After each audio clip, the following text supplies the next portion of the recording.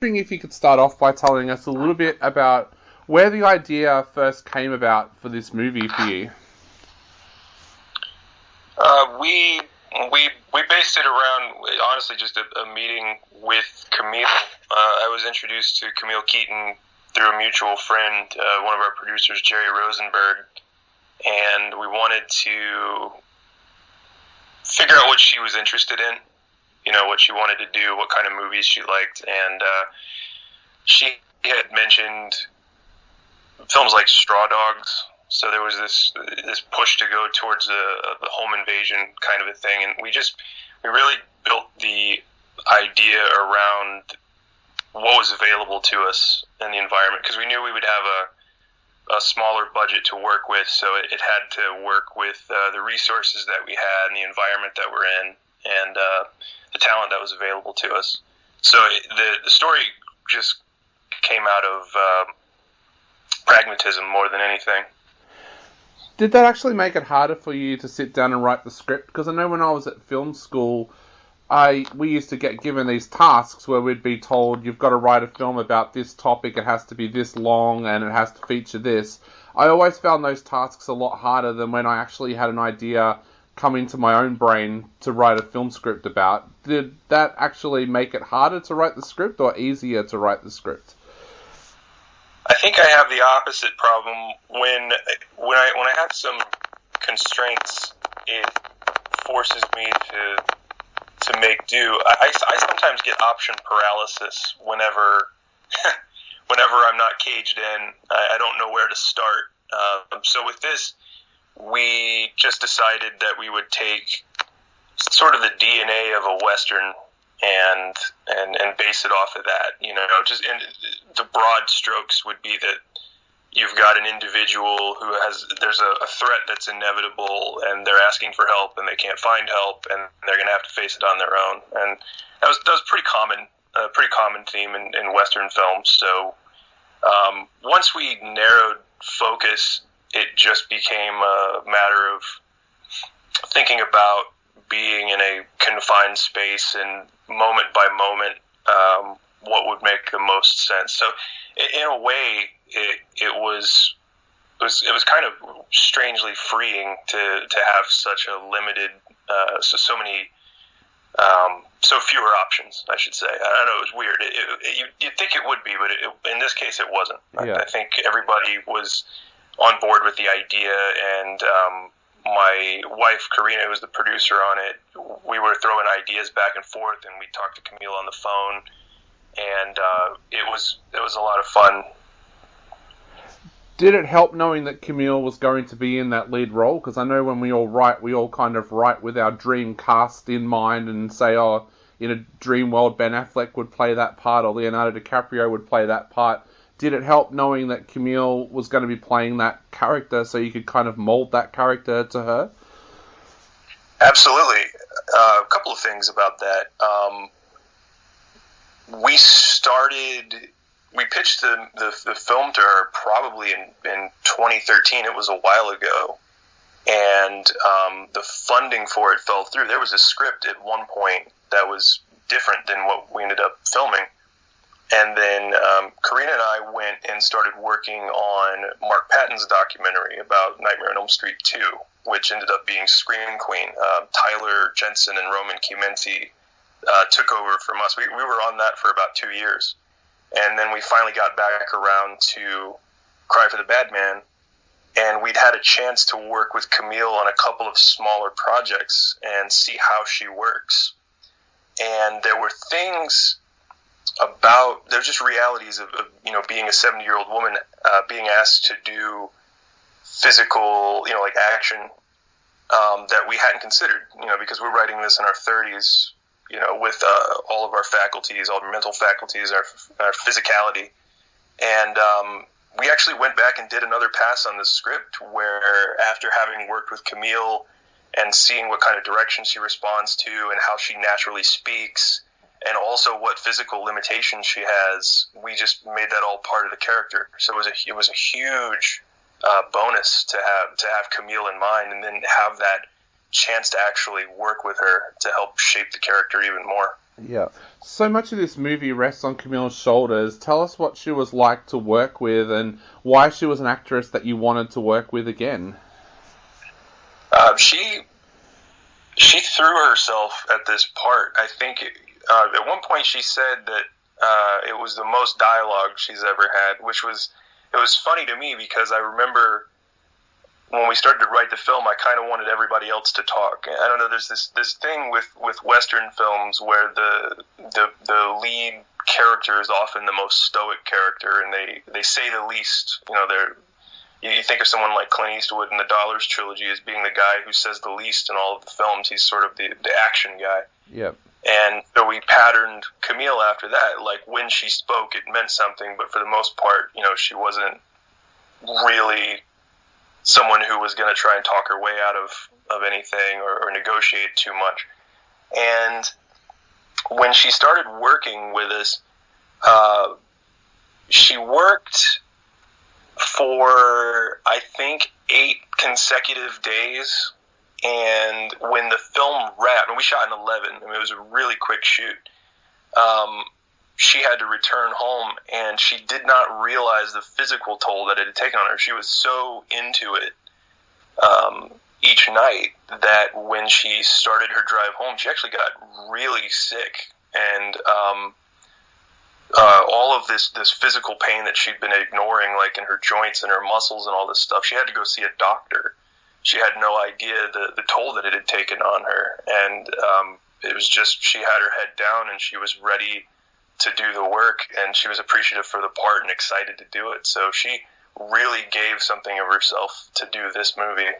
Wow, that's amazing. And she's also got such an amazing cast around her as well. Tell us a little bit about how you went about casting the rest of the film. Was it an open casting call, or did you use actors and actresses that you were friends with? It was a mixture. There were a few people that we had that we were friends with, and then a few people that when we originally were going to make the movie, we just did an open casting call, and people came in for that. Like our main bad guy, Scott Peeler, he was someone that came in and just scared us. I've gotten to know Scott since then, and I think I don't want to ruin his character in the film, but he's in real life, he's such a nice guy. But when he came into the audition, he seemed to be in character the whole time. I thought on his first read through that he nailed it. And, generally you want to give some notes to the actor just to see how they take direction, just to see how they interpret it. But it was all, like, anything that I said to him was an option. I knew right when he walked in, he was giving me this David Hess vibe or a Chris Sarandon vibe or something. And I felt like, well, there's the bad guy.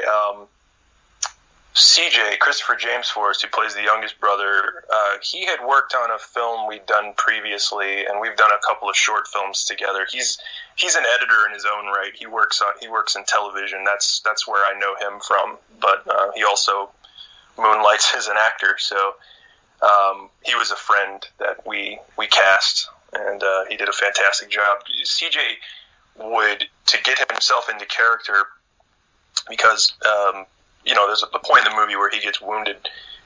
He would pistol whip himself before every take. It was interesting to watch. I've got like the heads of every take with CJ. I've got footage of him hitting himself to cause himself pain to get back into it in between takes, because we'd be laughing between takes. The whole shoot was fun, so he'd have to get back into character. He would actually start injuring himself just to elicit tears or heavy breathing or whatever it was that he needed. So he was dedicated, but that was a friend. Yeah, wow. And we have a lot of filmmakers and screenwriters who listen to this show. So you mentioned before that the film was made on a pretty low budget. What were the challenges that you faced on set, and what worked on set so well that you couldn't believe it?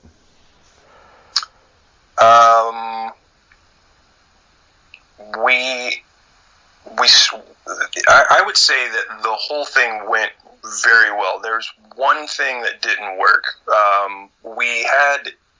We knew we only had 11 days. Our production company was SAG-AFTRA signatory, so we had to report all of our hours. So we were constrained to 8-hour working days with mandatory meal breaks. We were really limited. So we reached out to people that we'd worked with. I've worked in post-production and television for years, so I knew, other vendors that I'd worked with, and lighting and grip and camera. We just made sure that everything was a well-oiled machine. We all, everybody knew what their job was at the top of the day, what shots we needed to get, and everybody worked so efficiently. And I don't like to baby the actors or sit over their shoulder and over direct their performance. I just respect the choices that they make. If something's way off or if something's wrong for camera, I'll speak up. Otherwise, it's their choice. They're smart. They see the dialogue. They know what they're supposed to do. The one thing that didn't work was there is a scene in a movie where we had to blow a head up. It was a prosthetic head, and our insurance was so basic for the production. We couldn't use any explosives. We couldn't use, all of the gunshots were done with pressurized air because we couldn't actually use squibs. We weren't insured for that. So when it came to blowing up the head, we couldn't blow the head up. We had to use a prosthetic head with pressurized air that was going to blast through, and it was all supposed to come through the front of the face, right at camera. And we spent about 2 hours setting up this gag. We were on a location which was someone's house, and we had to wrap the entire thing in plastic. Just everything that wasn't in frame was wrapped in plastic. And it was just myself and the camera operator on one side of it, and the whole cast and crew were on the other side. The gag goes off. We hear everybody in the other room scream, and they're clapping, and it's amazing. And Nick, the camera operator, and I, we're looking through the monitor like we didn't see what happened. Like, what's everybody cheering about? Turns out the hose that was inside the prosthetic head, instead of going through the front of the face, it went through the top of his head. And so we completely missed the gore. It was all of it was out of frame. And when we looked around the plastic sheeting, you could see the ceiling was just covered in brains. So we sealed the head back up, scored it a little bit more, did it one more time, same result. We just had to move on. And it wasn't until 2 or 3 months later, after we had a working cut of the film, and we realized that gag had never worked, that we... so we were well outside the production at this point. Insurance wasn't an issue. We actually just got our special effects guy to take the head out into a field. We set up a fake wall. We recreated the lighting, and he literally shot the head with a real 12-gauge shotgun. So what you see in the film is what it looks like when a shotgun blasts through a prosthetic head. Wow. So that was a pain. It was just that one effect. It's always one makeup effect that's just giving you a hard time. Yep. Yeah, that was one. Well, mate, you've ended up with an absolutely fantastic film that I know that our listeners are going to love. I guess to wrap everything up, is there anything you would like to say to our listeners out there before they go to check out the film? I hope everybody that's a fan of Camille Keaton specifically gets to see something a little bit different from her. I know the premise probably feels very familiar. It's Camille against an invading force of men, but I think she gave something a little bit more vulnerable and resilient and humorous at times. So I hope it's a treat for fans. It was as much as it was a treat for us to work with her. Well, thank you so much for that, Sam. It's been